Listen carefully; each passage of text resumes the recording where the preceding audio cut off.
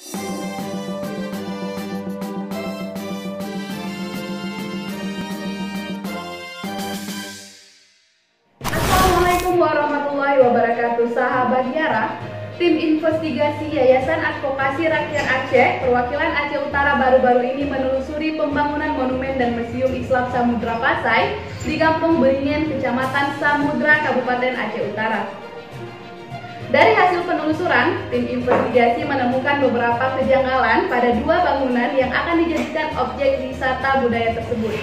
Wajar saja jika disorot, sebab dua bangunan ini menghabiskan anggaran yang lumayan besar.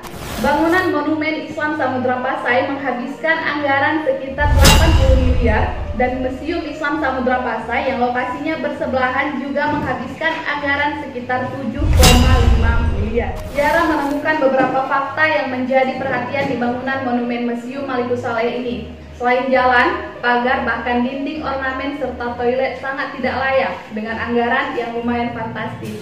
Kata Kepala Perwakilan Yara Aceh Utara Iskandar PB, melalui tim investigasi Haikal Al-Fikri atau yang biasa disapa Haikal Pase menyebut, pada monumen ini terdapat sejumlah ornamen yang terbuat dari bahan fiber dan kondisinya ini sudah laku, bahkan sebagian juga sudah bolong seperti tidak terawat dengan baik. Padahal bangunan ini diresmikan pada pertengahan 2019 lalu oleh Bupati Aceh Utara.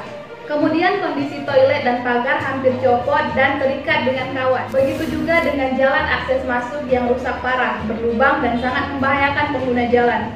Menurutnya, jika dua bangunan ini dijadikan objek wisata budaya, tentunya akan menambah pendapatan asli daerah.